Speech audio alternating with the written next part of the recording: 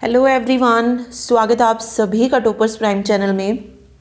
इस वीडियो में आज हम पढ़ने वाले हैं हिस्ट्री का नेक्स्ट टॉपिक, जिसमें हम मगध साम्राज्य के बारे में पढ़ेंगे। और मगध साम्राज्य से जो है कुछ सिलेक्टेड क्वेश्चन ही जो है पूछे जाते हैं। तो वो क्वेश्चन जो है मैं आपको साथ साथ बताती चलूँगी कि क्या क्वेश्चन है जो यहाँ से एग्ज़ाम में पूछा जाता है। ठीक है, तो चलिए शुरू करते हैं। इसके अलावा जो भी बच्चे हरियाणा सीटी की प्रिपरेशन कर रहे हैं, अगर आप उसके लिए मॉक टेस्ट लेना चाहते हैं तो परीक्षा ऐप पर जो है मॉक टेस्ट अवेलेबल है। इन मॉक टेस्ट को लेने के लिए आप हमारा कोड यूज़ कर सकते हैं। कोड है टॉपर्स50, यहाँ पर दिया भी गया है। ओके, अगर आप कोड यूज़ करेंगे तो आपको मॉक टेस्ट पे 50% का ऑफ जो है मिल जाएगा। तो जो भी बच्चा इंटरेस्टेड हो, अपनी तैयारी को चेक करना चाहे, वो परीक्षा ऐप से मॉक टेस्ट ले सकता है। ठीक है, चलिए जी शुरू करते हैं। हम यहाँ पर बात कर रहे हैं मगध साम्राज्य की। देखिए, मगध साम्राज्य में अगर मैं बात करूँ तो अलग अलग जो थे वंश आए थे, लेकिन पुराणों के अनुसार ऐसा माना जाता है कि मगध जो साम्राज्य था उसकी जो स्थापना थी वो हुई थी 6ठी शताब्दी ईसा पूर्व। ठीक है, 6ठी शताब्दी ईसा पूर्व जो थी, वृद्धरथ ने जो थी मगध साम्राज्य की नींव जो थी रखी थी। ठीक है, और अपनी राजधानी बनाया था इसने किसको? गिरिवर्ज को जो था, इसने वज्र को जो था अपनी राजधानी बनाया। और यहीं पर वृद्धरथ वंश कह सकते हैं या मगध साम्राज्य की स्थापना जो थी वो इन्होंने रखी थी। ठीक है, फिर इनका एक पुत्र हुआ था जरासंध, जो कि एक प्रतापी राजा बना, जिसका वर्णन हमें कहाँ पर मिलता है? महाभारत में मिलता है। ठीक, और इसके अलावा अथर्ववेद हुआ, ऋग्वेद हुआ, उसमें भी जो है मगध का उल्लेख मिलता है। पुराणों के अनुसार ऐसा माना गया है कि जब जरासंध की मृत्यु हुई उसके पश्चात मगध पर जो था शिशुनाग वंश का आधिपत्य हुआ। यानी कि हर्यक वंश इन्होंने माना ही नहीं कि हर्यक वंश भी कोई वंश था। किसके अनुसार? पुराणों के अनुसार। लेकिन जो बौद्ध साहित्य है उसके अनुसार ये माना गया कि शिशुनाग वंश कोई वंश था ही नहीं, बल्कि हर्यक वंश की जो थी स्थापना जरासंध की मृत्यु के बाद हुई थी। क्योंकि ऐसा क्यों माना गया? क्योंकि जब भगवान बुद्ध धर्म के लिए मगध गए थे तो उस वक्त वहां का राजा कौन था? बिंबिसार था। ठीक है, तो ये चीज भी आपको याद रखना है कि जो बिंबिसार हुआ, अजातशत्रु हुआ, ये सब के सब क्या थे? जो महात्मा बुद्ध थे उनके समकालीन थे। ठीक है, ये क्वेश्चन आता है। तो अलग अलग वो है कि ये वंश आया, उसके बाद ये वंश आया, लेकिन हम जो प्रॉपर उस तरीके से मानते हैं तो हम यही मानते हैं कि मगध में जो सबसे पहला वंश आया वो हर्यक वंश था। फिर अलग अलग वंशों ने जो था मगध पर शासन किया है, तो वो हम डिटेल में अभी पढ़ेंगे। ठीक है, सबसे पहले हर्यक वंश को ही पढ़ते हैं। देखिए, सबसे पहले हम पढ़ रहे हैं हर्यक वंश। हर्यक वंश का जो शासनकाल माना जाता है वो कब से कब तक माना जाता है? 544 बीसी से जो शुरू होकर, यानी कि 544 ईसा पूर्व से लेकर 492 ईसा पूर्व तक का जो शासन काल रहा, वो माना जाता है कि उस वक्त हर्यक वंश जो था हुआ करता था। फिर बात आती है कि हर्यक वंश का संस्थापक कौन था? तो हर्यक वंश के संस्थापक थे बिंबिसार। ठीक है, बिंबिसार जो थे हर्यक वंश के शासक थे। ठीक, और इनका जो है उपनाम कह लीजिए या उपाधि जो इन्होंने धारण की थी वो कौन कौन सी थी? श्रोणीय। बौद्ध ग्रंथों के अनुसार ये माना जाता है कि बिंबिसार का जो नाम था वो श्रोणीय था, और जैन साहित्य के अनुसार इनका जो नाम था वो था श्रोणिक। ठीक है, इसके अलावा अगर हम बात करें बिंबिसार की, तो बिंबिसार की राजधानी कौन सी थी? एक मिनट, आई थिंक हिल गया, वेट। देखिए, बिंबिसार ने जो अपनी राजधानी स्थापित की थी वो कौन सी की थी? राजगृह को जो था अपनी राजधानी बनाया था। ओके, और ये जो है गौतम बुद्ध के समकालीन जो है माने जाते हैं, गौतम बुद्ध के समकालीन। ठीक, इन्होंने जो था जब हमने महाजनपद पढ़े थे तो वहाँ पर भी मैंने आपको बताया था अंग राज्य पर जो था इन्होंने आक्रमण किया था और उसको किस में मिलाया था, मगध में मिलाया था। ठीक है, मगध जो था उस टाइम का एक महत्वपूर्ण महाजनपद जो है माना जाता है, बहुत शक्तिशाली था। ठीक है, तो जो महत्वपूर्ण महाजनपद हुए वो हम यहाँ पे डिस्कस कर रहे हैं, ये कह सकते हैं आप। तो अंग राज्य को, अंग भी जो है खुद क्या था, एक महाजनपद था जिसको जीत कर जो था बिंबिसार ने अपने राज्य में इसको मिला लिया था। ठीक है, तो ये चीज़ इसमें याद रखिएगा। इसके अलावा इनका जो विवाह हुआ था वो किससे हुआ था, कौशल देवी। इनका विवाह हुआ था कौशल देवी से, और जो कि कौशल के महाराज प्रसेनजित की बहन थी। ठीक है, प्रसेनजित की बहन थी और उसी से इन्हें जो था दहेज में क्या मिला था, काशी मिला था। तो ये सारे पॉइंट्स जो है आगे आपको रीड करने के लिए जो है मिल जाएंगे। ठीक है, उसके अलावा इनकी दूसरी पत्नी थी जिनका नाम था चिलन्ना। चिलन्ना, ठीक, पहली पत्नी का नाम क्या था, कौशल देवी था जो कौशल के महाराज की बहन थी। दूसरी पत्नी थी चिलन्ना जो लिच्छवी वंश की जो थी राजकुमारी थी। और इन्हीं के टाइम पे एक राजवैद और हुए जिनका नाम था क्या, जीवक। कई बार ये क्वेश्चन आता है कि जो बिंबिसार थे उन्होंने जीवक को किसका इलाज करने के लिए भेजा था, तो राजा प्रघोत का इलाज करने के लिए जो था इन्होंने जीवक को भेजा था जो कि पीलिया से ग्रसित थे। इसके अलावा इनकी हत्या पूछी जाती है कि किसने जो थी बिंबिसार की हत्या की थी, तो इन्हीं के पुत्र थे जो अजात शत्रु, उन्होंने जो थी इनकी हत्या की थी। ठीक है, और अजात शत्रु ही थे जो मगध के अगले शासक बने थे। ठीक, तो ये सारे पॉइंट्स इसमें जुड़े हुए हैं। देखिए 544 बीसी से लेकर 492 बीसी, हाँ 492 बीसी तक जो था ये पूरा शासन जो था इनका रहा था। ओके, इनकी राजधानी कौन सी थी, राजगृह थी। स्थापना बिंबिसार ने की थी और ये गौतम बुद्ध के समकालीन थे। अंग राज्य पर आक्रमण करके मगध में मिलाया। इन्होंने कौशल देवी से विवाह किया जो कौशल के महाराज प्रसेनजित की बहन थी और उसी से इस दहेज में काशी प्राप्त हुआ। दूसरी पत्नी का नाम चिलन्ना था जो लिच्छवी वंश की राजकुमारी थी। एक राज्य वैद्य भी था जिसका नाम जीवक था और जीवक अवंती के राजा थे। प्रघोत उनका इलाज करने भेजा था जो कि प्लिया से ग्रसित थे। बिंबिसार की हत्या इसके पुत्र अजात शत्रु के द्वारा की गई जो कि मगध का अगला शासक जो था बना था। ठीक है, चलिए उसके बाद आता है अजात शत्रु।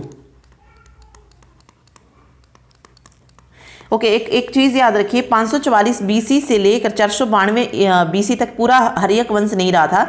ये जो कार्यकाल रहा ये किसका रहा था, सिर्फ और सिर्फ क्या कहते हैं उसे, बिंबिसार का जो था रहा था। ठीक है, बिंबिसार का। उसके बाद आता है पूरा जो कार्यकाल रहा ना वो 544 से 412 ईसा पूर्व तक रहा था। ठीक, चलिए अब आता है अजात शत्रु। 492 बीसी से लेकर 460 बीसी तक जो था अजात शत्रु का जो था काल रहा था। ठीक है, तो ये बिंबिसार का पुत्र था। पुराणों के अनुसार ऐसे माना जाता है कि दर्शक जो थे ये अजात शत्रु के उत्तराधिकारी माने थे, लेकिन जैन और बौद्ध ग्रंथों के अनुसार ऐसा माना जाता है कि अजात शत्रु का पुत्र उदयन था जो कि उनका उत्तराधिकारी बना था और इन्होंने ही पाटलिपुत्र नगर की स्थापना की थी। तो उदयन के बारे में आगे हम पढ़ेंगे। ठीक है, कई बार जो है अजात शत्रु के बचपन का नाम पूछा जाता है, तो इनके बचपन का जो नाम था वो था कुणिक। अजात शत्रु का नाम ही क्या था, कुणिक जो था इनका नाम था। ठीक है, महावीर स्वामी और गौतम बुद्ध दोनों ही जो है इनके काल में हुए हैं, यानी कि ये भी जो थे गौतम बुद्ध के समकालीन थे। ठीक है, इसके अलावा बहुत सारे मतलब कई लोग ऐसा मानते हैं कि अजात शत्रु जो थी ये जैन धर्म के अनुयायी थे, लेकिन कुछ समय पश्चात जो था इन्होंने बौद्ध धर्म को जो था अपना लिया था। ठीक है, और उस ठीक है, हाँ बस ये याद रखिए। इसके अलावा इन्होंने जो था वज्जी संघ और मल संघ पर आक्रमण करके इनको मिलाया था। तो इन्होंने आक्रमण किस पर किया था, वज्जी संघ और मल संघ, यानी कि ये भी महाजनपद हुए, इन पर इन्होंने आक्रमण करके इसको उसमें मगध में मिला लिया था। ठीक है, इसके अलावा इन्हीं के शासन काल में जो थी प्रथम बौद्ध महासंगीति का आयोजन भी जो था करवाया गया था। प्रथम बौद्ध महासंगीति कहाँ पर करवाया गया था, जो सप्तपूर्णी गुफा थी राजगृह में, वहां पर जो थी प्रथम बौद्ध संगीति जो थी हुई थी। ठीक है, कब हुई थी? 483 BC में हुई थी। चलिए आगे देख लेते हैं, इसको पढ़ लेते हैं। देखिए, महावीर स्वामी तथा गौतम बुद्ध, महावीर स्वामी की मृत्यु 468 BC में और गौतम बुद्ध की 483 BC में, दोनों की मृत्यु जो थी इन्हीं के शासनकाल में हुई थी। इसने वज्जी संघ और मल संघ पर आक्रमण करके क्या किया? इन्हें मगध में मिलाया था। 483 BC में इसने प्रथम बौद्ध महासंगीति का आयोजन करवाया था। कहां पर? राजगृह सप्तपर्णी गुफा में। ठीक है, अजात शत्रु ने ही 2 नए हथियारों का इस्तेमाल करने की शुरुआत जो थी की थी। कौन से थे वो 2 नए हथियार? एक था रथ मूसल और दूसरा था महाशिला कंटक, और इसकी हत्या भी इसके पुत्र द्वारा ही की गई थी, जो कि मगध का अगला शासक बना था। तो यानी कि इनकी जो हत्या हुई वो किसने की थी? उदयन ने की थी, और उन्हीं को जो है क्या माना जाता है? अगला मतलब हर्यक वंश का अगला शासक जो है माना जाता है। ठीक है, चलिए उसके बाद आता है उदयन। उदयन की अगर हम बात करें तो ये हम पहले ही पढ़ चुके हैं कि इन्होंने जो थे पाटलिपुत्र की जो थी स्थापना की थी। पाटलिपुत्र शहर की स्थापना किसने की थी? उदयन ने की थी। ठीक है, और ये कहां पर स्थित है? गंगा और सोन नदी, गंगा और सोन नदी। ठीक है, इनके संगम पर एक शहर स्थित है जिन्हें पाटलिपुत्र के नाम से जाना जाता है। ठीक है, इसके बाद इन्होंने क्या किया? जो अपनी राजधानी थी उसको राजगृह से कहां पर स्थानांतरित कर दिया था? पाटलिपुत्र में स्थानांतरित किया था। ठीक है, अनिरुद्ध और नागदशक जो थे इनके पुत्र हुए हैं। और आपसे ये पूछा जा सकता है कि जो ये वंश रहा हर्यक वंश, इनका अंतिम शासक कौन था? तो इनका पुत्र था नागदशक। नागदशक जो थे हर्यक वंश के क्या थे? अंतिम शासक थे। ठीक, बस ये याद रखिएगा। चलिए देख लेते हैं। इसने गंगा और सोन नदी के संगम पर एक शहर की स्थापना की जिनको पाटलिपुत्र के नाम से जाना जाता है। इसने अपनी राजधानी को राजगृह से पाटलिपुत्र में स्थानांतरित किया। अनिरुद्ध और नागदशक इनके पुत्र थे। नागदशक जो थे महामात्य शिशुनाग ने जो थी इसकी हत्या कर दी थी। नागदशक की हत्या करने के बाद ही जो है शिशुनाग वंश जो था आया था। ठीक है, चलिए उदयन, हाँ ठीक है, 412 तक जो था उदयन रहा था, 412 BC तक। उसके बाद जो था फिर हमारा शिशुनाग वंश जो है यहाँ से शुरू होता है। शिशुनाग वंश की अगर मैं बात करूँ तो ये वंश रहा 412 ईसा पूर्व यानी कि BC से 344 BC तक। ठीक है, तो देखिए समय के साथ साथ जो हर्यक वंश थे उनकी जो शक्ति थी वो कमज़ोर होती चली गई, और उसी वक्त जो थी शिशुनाग ने मगध पर जो था कब्जा जो था कर लिया था, और नागदशक जो हुआ उसको मार दिया था। ठीक, तो शिशुनाग वंश का संस्थापक अगर आपसे पूछा जाता है तो कौन था शिशुनाग वंश का संस्थापक? शिशुनाग ही था। ठीक है, और इन्होंने अपनी राजधानी किसको बनाया था? गिरिवज्र को जो है इन्होंने अपनी राजधानी बनाया था, जो कि मगध की राजधानी पहले थी। उसके बाद राजगृह जो थी राजधानी बनी, फिर पाटलिपुत्र बनी, और वापस से फिर से शिशुनाग वंश ने जो अपनी राजधानी बनाई वो किसको बनाया? गिरिवर्ज को बनाया था। ठीक है, शिशुनाग ने क्या किया था? इन्होंने अवंती पर आक्रमण करके वहाँ का जो प्रघोत वंश था, जो हम पहले ही पढ़ चुके थे, वो राजा प्रघोत जो हुए थे, जो पीलिया से ग्रसित थे, जिसके लिए जीवक को भेजा था बिंबिसार ने, उस वंश को क्या किया था? उस वंश का अंत किया था किसने? शिशुनाग ने। ठीक है, अवंती के जो राजा थे ये वंश था ये प्रघोत वंश। ठीक है, और क्या किया फिर? अवंती को क्या कर लिया? मगध साम्राज्य में मिला लिया। तो आपने देखा सबसे पहले बिंबिसार ने मगध साम्राज्य में किसको मिलाया था? अंग राज्य पर। ठीक है, अंग राज्य पर आक्रमण किया और उसको मगध साम्राज्य में मिलाया। काशी उन्हें दहेज में मिल गया था। इसके बाद आता है अजातशत्रु। अजातशत्रु ने वज्जी संघ और मल संघ को क्या किया था? आक्रमण करके मगध में मिलाया था। उसके बाद जो शिशुनाग था, इन्होंने अवंती पर जो प्रघोत वंश था उसको खत्म किया और उसको क्या मिला लिया? मगध में मिला लिया था। ठीक है, तो ये सारे पॉइंट्स आप याद रखिएगा। इन्होंने अपनी राजधानी जो थी वो पाटलिपुत्र से वैशाली स्थानांतरित जो थी की थी। ठीक है, और इनका जो उत्तराधिकारी हुए कौन हुए? कालाशोक हुए।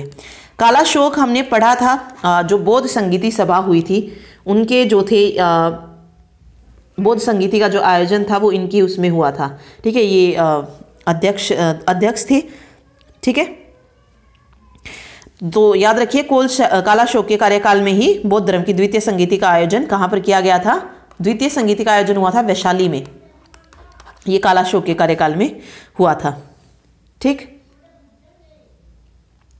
और ये इन्होंने क्या किया, कालाशोक ने राजधानी जब वो वैशाली में आ चुकी थी वहां से ये वापस से उसको कहां पर ले गया था? पाटलिपुत्र में ले गया था। फिर इस वंश के अंतिम शासक की बात आती है तो इस वंश का अंतिम शासक था नंदीवर्धन। नंदीवर्धन कौन था? ये था कालाशोक का दास। कालाशोक के जो थे टोटल 10 पुत्र थे। ठीक है, जिन्होंने शिशुनाग वंश के पतन तक मगध पर शासन किया था, और इनमें से नंदीवर्धन जो था ये शिशुनाग वंश का अंतिम शासक था। यानी कि जो कालाशोक था इसी के 10 पुत्र हुए, उनका शासन रहा, लेकिन उन 10 में अगर मैं बात करूं तो नंदीवर्धन जो था ये अंतिम शासक हुआ, और इसकी हत्या जो थी इसी के सचिव के द्वारा जो थी की गई थी। ठीक है, और सचिव कौन था? महापद्मानंद था। तो यहां से फिर नंदवंश शुरू होता है हमारा। देखिए, शिशुनाग वंश का संस्थापक शिशुनाग था। इसने अवंती पर आक्रमण करके प्रघोत वंश का अंत किया और अवंती को मगध साम्राज्य में मिलाया। इसने अपनी राजधानी पाटलिपुत्र से वैशाली स्थानांतरित की। इसका उत्तराधिकारी इसका पुत्र कालाशोक हुआ। 383 बीसी में इसने दूसरी बौद्ध महासंगीति का आयोजन जो था करवाया था। कहां पर हुई थी दूसरी बौद्ध संगीति? वैशाली में इसका आयोजन हुआ था। ठीक है, पहली राजगृह में हुई थी और दूसरी का आयोजन वैशाली में हुआ था, और राजधानी को पुनः वैशाली से पाटलिपुत्र ले गया। इस वंश का अंतिम शासक नंदीवर्धन था, जिसकी हत्या इसके सचिव के द्वारा की गई थी। सचिव कौन था? महापद्मानंद था। ठीक है, तो महापद्मानंद ने जो था शिशुनाग वंश का तख्ता पलट करके मगध पर अधिकार कर लिया और नंद वंश की नींव जो थी रख दी थी। तो यहां से आता है हमारा नंद वंश। ठीक है, पाली ग्रंथों के अनुसार ऐसा माना जाता है, पाली ग्रंथों के अनुसार नंद जो रहे महापद्म नंद, देखिए नंदवंश के संस्थापक कौन रहे? महापद्मानंद। इनका जो नाम है पाली ग्रंथों के अनुसार माना जाता है कि इन्हें उग्रसेन के नाम से जानते थे। ठीक है, उग्रसेन। तो उग्रसेन अगर पूछा जाता है किसका नाम है तो महापद्मानंद का नाम है। ठीक है, और ऐसा क्यों कहा जाता था? एक विशाल सेना होने के कारण महापद्मानंद को उग्रसेन जो था कहा गया है। जैन ग्रंथों की अगर बात करें तो जैन ग्रंथों में महापद्मानंद को जो है एक वैश्या का पुत्र जो है बताया गया है, और कई सारे जो मत है उनके अनुसार ये भी माना जाता, महापद्मानंद को जो है निम्न कुल का भी जो है माना जाता है। ठीक है, और यही कारण है कि महापद्मानंद को प्राचीन भारत का शूद्र सम्राट भी जो है कहा जाता है।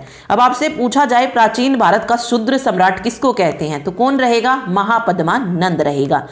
ठीक है, ये कुछ रीजन थे कि इनको प्राचीन भारत का शूद्र सम्राट कहा गया। उसके बाद बात आती है नंदवंश के अंतिम राजा की, क्योंकि अंतिम राजा से जो है इसका क्वेश्चन आता है, तो वो था धनानंद। धनानंद जो था ये नंदवंश का अंतिम राजा हुआ, और धनानंद की जो हत्या हुई थी वो किसने की थी? चंद्रगुप्त मौर्य ने, और इसकी मृत्यु के बाद मौर्य वंश की नींव जो थी रखी गई थी। ठीक है, यही हुआ था। तो पढ़ते हैं, देखिए ये जो इनका क्या कहते हैं शासन जो रहा 344 बीसी से लेकर 323 बीसी तक रहा। इसके संस्थापक महापद्मानंद थे। इस वंश का अंतिम एवं महान शासक इसका 8वां पुत्र था जिसका नाम धनानंद था। 326 बीसी में सिकंदर का जो था आक्रमण हुआ था, यानी कि आक्रमण इनके काल में ही हुआ था, और 323 बीसी में आपको पता है सिकंदर की मृत्यु भी हो गई थी। तो वो हम आगे पढ़ेंगे कि कौन कौन सी विदेशी शक्तियां थी जिन्होंने भारत पर आक्रमण किया था। इसके अलावा धनानंद की हत्या चाणक्य की मदद से चंद्रगुप्त मौर्य ने की थी, जिसने मगध के सबसे बड़े राजवंश की स्थापना जो थी की थी। तो यहां से एक क्वेश्चन निकल के आता है कि नंद वंश का अंतिम शासक कौन था। तो वही मैंने आपको बोला, सिलेक्टेड क्वेश्चन आते हैं। नंद वंश का अंतिम शासक पूछा जाता है, नंद वंश का संस्थापक पूछा जाता है, हर्यक वंश का संस्थापक पूछा जाता है क्वेश्चन में। बिंबिसार की हत्या किसने की थी ये क्वेश्चन आता है, और दूसरा जो इंपॉर्टेंट है वो है इनका क्रम जो है एग्जाम में पूछा गया है। तो सबसे पहले हमने पढ़ा हर्यक वंश। ठीक है, हर्यक वंश के बाद आता है शिशुनाग वंश। शिशुनाग वंश के बाद आता नंद वंश, और नंद वंश को खत्म कर दिया था किसने? चंद्रगुप्त मौर्य ने। किसकी हेल्प से किया था? चाणक्य की हेल्प से किया था। तो इसके बाद आता है मौर्य साम्राज्य। मौर्य साम्राज्य को हम अलग से पढ़ेंगे, या सिर्फ हम मगध के बारे में पढ़ रहे हैं। ठीक है, तो ये एक क्रम जो है इनका रहने वाला है। तो एक क्रम का भी क्वेश्चन जो है देखने को मिलता है। ठीक, तो ये कुछ सिलेक्टेड क्वेश्चन थे जो बार बार, मतलब यही क्वेश्चन जो है ज़्यादातर देखने को मिलते हैं। ठीक है, बाकी ये याद रखिए कि जैसे हर्यक वंश रहा, उनका जो आखिरी राजा रहा वो कौन रहा, या शिशुनाग वंश का अंतिम शासक कौन रहा, नंद वंश का कौन रहा। ठीक है, तो ये सारी चीज़ें इसमें आपको पता होनी चाहिए। ठीक है, अब हम पढ़ते हैं भारत पर जो विदेशी आक्रमण हुए इस काल में, यानी कि जब ये हमारा मगध साम्राज्य था, इस काल में जो भी आक्रमण हुए वो कहाँ कहाँ पर हुए वो देखते हैं एक बार। ठीक है, तो सबसे पहले अगर हम बात करें पहले विदेशी आक्रमण की हम बात कर रहे हैं, तो भारत पर जो पहला विदेशी आक्रमण करने का असफल प्रयास किया गया था वो हुआ था 550 BC में ईरान के सम्राट साइरस के द्वारा किया गया था। किसके द्वारा? ईरान के सम्राट हुए साइरस। इनको माना जाता है किसका? हखमानी वंश का। ठीक है, हखामनी वंश, ओके लिख देती हूँ मैं,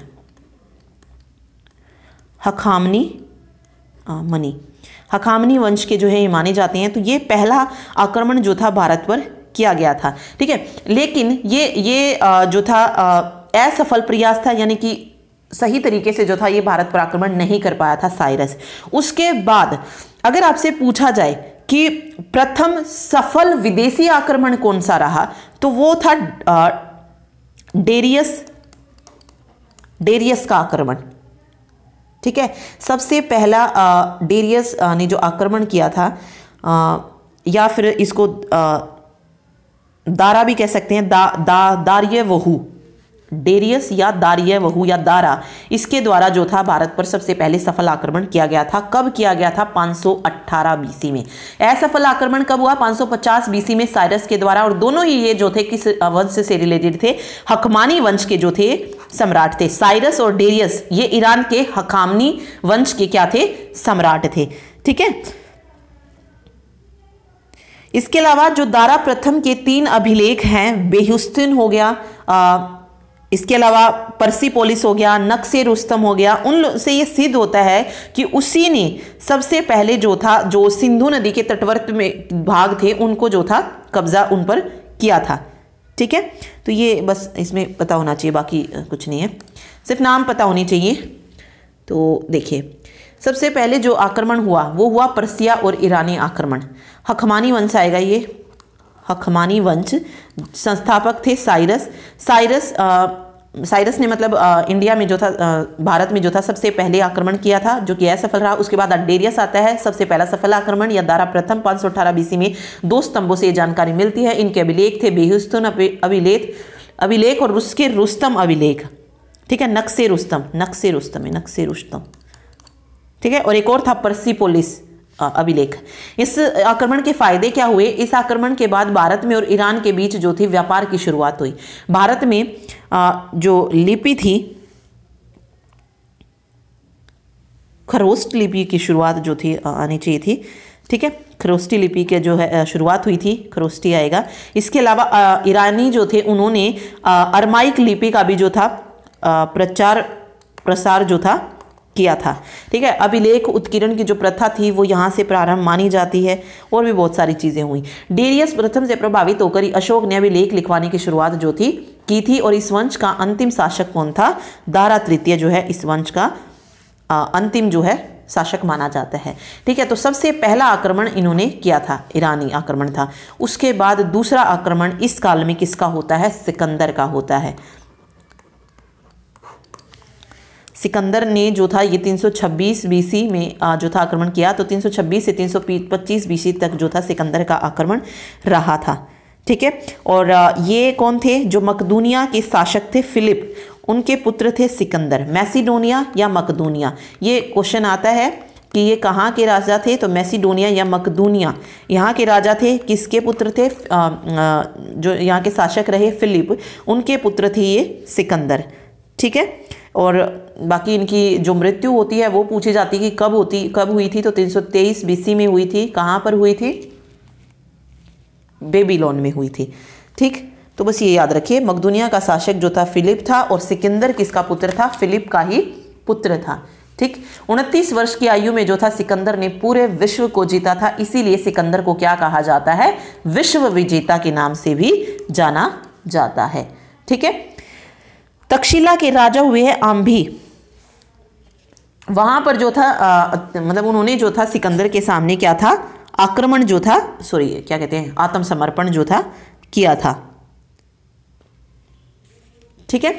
और जो युद्ध हुआ 326 बीसी में वो कहां पर हुआ था, वितस्ता नदी, वितस्ता, झेलम, या इसको और क्या कहते हैं, हाइडेस्पीज का जो युद्ध था ये हुआ था। किस किस के बीच में हुआ था, सिकंदर और पोरस के बीच में ये युद्ध हुआ था, और यहां पर सिकंदर ने पोरस को पराजित किया था। ठीक है, तो पढ़ते हैं, देखें, देखिए यूनानी आक्रमण की हम बात कर रहे हैं। मकदूनिया का शासक कौन था, फिलिप था। सिकंदर फिलिप का ही पुत्र था। 29 वर्ष की आयु में पूरे विश्व को जीता और विश्व विजेता कहलाया। भारत में प्रवेश करने के लिए इसने 3री शताब्दी बीसी में संपूर्ण ईरान का विनाश किया और दारा तृतीय को हराकर हकमानी वंश या श्रवमानी वंश का जो था अंत कर दिया था। तक्षशिला में आम्बी नामक शासक ने सिकंदर के सामने क्या किया था, आत्मसमर्पण किया था। 326 बीसी में वितस्ता या हाइडेस्पीस का युद्ध जो था हुआ था, सिकंदर और पोरस के बीच हुआ था, और सिकंदर ने यहां पर पोरस को पराजित कर दिया था। सिकंदर ने भारत में 2 शहरों की स्थापना की, एक था विजयनगर और दूसरा था बुकाफिला। 325 बीसी में तबियत खराब होने से पहले यह भारत लौट आया और बेबीलोन में ही 323 बीसी में 33 वर्ष की उम्र में क्या हो गई, इसकी मृत्यु हो गई। कहां पर हुई, बेबीलोन में। कब हुई, 323 बीसी में हुई। ठीक है, तो और युद्ध हुआ 326 बीसी से 325 बीसी तक। तो ये सारे पॉइंट्स इसमें आपको याद रखने थे। ये था विदेशी आक्रमण। ठीक है, जो यूनानी आक्रमण, तो पहला रहा ईरानी था, फिर दूसरा जो आया वो यूनानी आक्रमण था। इसके बाद आता है, यानी कि ये जो युद्ध हुए ये उस काल में हो गए जो हमारा मगध साम्राज्य था उसमें। ठीक है, क्योंकि 326 बीसी में कौन सा था, 23 बीसी तक जो रहा वो नंद वंश रहा था, और यहाँ पर 323 में सिकंदर ने जो थी सिकंदर की जो थी मृत्यु हो गई थी। इसके बाद आता है हमारा जो मौर्य साम्राज्य हुआ, जिसकी नींव रखी थी चंद्रगुप्त मौर्य ने नंद वंश के आखिरी शासक जो हुए महापद्मानंद, उसको हराकर। ठीक है, तो नेक्स्ट वीडियो में हम मौर्य वंश के बारे में पढ़ेंगे, किसने जो थी स्थापना की। उसके बाद बिंदुसार आए, अशोक आए, अशोक के शिलालेख से जो क्वेश्चन पूछे जाते हैं। ठीक है, अशोक के जो 7 स्तंभ हैं वो कौन कौन से हैं, कहाँ कहाँ पर है। ठीक, चंद्रगुप्त मौर्य का किस तरीके से रहा, कौन उनकी पत्नी थी, कौन से जो थे जो शासक आए वो उनके शासनकाल में आए, वो सारी चीज़ें जो हम अगली वीडियो में देखेंगे। ठीक है, यहाँ से मैंने आपको बोला बिल्कुल सिलेक्टेड क्वेश्चन जो है यहाँ से पूछे जाते हैं, और क्वेश्चन कौन से हैं वो भी मैंने आपको बता दिया है कि ये चीज़ें हैं जो पूछी जाती हैं। एक बार फिर से मैं आपको बता देती हूँ, जो एसएससी वगैरह में जो क्वेश्चन यहाँ से पूछे गए हैं वो बता देती हूँ मैं आपको। देखिए, क्वेश्चन पूछा गया था एसएससी में कि मगध के उत्थान के लिए कौन सा प्रथम शासक उत्तरदायी था। तो मगध के लिए जो उत्तरदायी था वो कौन रहा, बिंबिसार। कई बार बिंबिसार और बिंदुसार ये दो हैं जो थोड़ा सा कंफ्यूज कर देते हैं बच्चों को, बट याद रखिए बिंबिसार थे हर्यक वंश से और बिंदुसार थे मौर्य वंश से। ठीक है, उसके अलावा एक और क्वेश्चन पूछा गया था कि सिकंदर महान का शिक्षक कौन था। याद रखिएगा, सिकंदर महान का शिक्षक था अरस्तु। ठीक है, 326 ईसा पूर्व जो था सिकंदर ने भारत पर आक्रमण किया था और पश्चिम उत्तर जो प्रांत थे उनको जीता था, मतलब वहां पर पोरस को हराया था। ठीक है, तो बस ये याद रखिएगा। इसके अलावा एक और क्वेश्चन था, वह शासक कौन था जिसने राज सिंहासन पर बैठने के लिए अपने पिता बिंबिसार की हत्या की थी। तो पढ़ चुके हैं हम, कौन था, अजातशत्रु था। ठीक है, एक और था 323 बीसी में सिकंदर की मृत्यु कहां पर हुई थी, तो बेबीलोन में हुई थी। ठीक है, कहां पर हुई थी, बेबीलोन में। ओके, एक और क्वेश्चन जो पूछा गया यहां से, ओके, अलेक्जेंडर और पोरस की सेनाओं में किस नदी के सामने वाले तटों पर जो था मतलब युद्ध पूछा गया था। अलेक्जेंडर किसका नाम था, सिकंदर का ही नाम था। तो ये हम पढ़ चुके हैं, झेलम आई, वितस्ता आई, हाइडेस्पीज आई। ठीक है, यहाँ पर जो था इन दोनों का युद्ध हुआ था। ठीक, ओके, तो बस यही क्वेश्चन है जो ज़्यादातर पूछे जाते हैं एग्जाम में। ठीक, तो ये था आज की वीडियो हिस्ट्री से रिलेटेड। नेक्स्ट हम पढ़ेंगे मौर्य वंश। मौर्य वंश इंपॉर्टेंट है, मौर्य वंश से बहुत सारे क्वेश्चन पूछे जाते हैं। ठीक है, चाहे वो शिलालेख का क्वेश्चन हो, चाहे वो स्तंभ से रिलेटेड क्वेश्चन हो, या चंद्रगुप्त से रिलेटेड क्वेश्चन हो, बिंबिसार से रिलेटेड हो, हर तरीके के क्वेश्चन जो है मौर्य वंश से पूछे जाते हैं। ठीक है। मौर्य वंश के साथ साथ उसी में हम मौर्यत्र काल भी करेंगे। मौर्यत्र काल जैसे सुग वंश आया, ठीक है। इसके अलावा मौर्यत्र काल में जो विदेशी आक्रमण हुए, शक वंश था, कुषाण था। गुप्त पीरियड से पहले मतलब जो जो वंश आए, मौर्य वंश आया या मौर्य वंश के बाद आए, गुप्त वंश से पहले जो आए, वो सारे जो हम एक वीडियो में कवर करेंगे। उसके बाद हमारा गुप्त काल, और गुप्त काल के बाद जो गुप्तोत्तर काल आया वो देखेंगे। तो और आप सभी को पता है लास्ट वाला जो काल रहा मेनली प्राचीन भारत में गुप्त काल ही था, ठीक है। तो वो देखेंगे चालू। फिर जो साउथ, जो दक्षिण भारत के वंश आए वो एक अलग से वीडियो, क्योंकि दक्षिण भारत के वंश से भी क्वेश्चन जो है पूछे जाते हैं। तो 1 बाय 1 जो है आपको सारी वीडियो मिलती रहेंगी। तो अगर आपको वीडियो पसंद आती है, आपको लगता है कि हाँ कुछ सीख रहे हैं, तो प्लीज़ वीडियो को लाइक ज़रूर करें, साथ ही चैनल को शेयर और सब्सक्राइब करें। Thank you so much.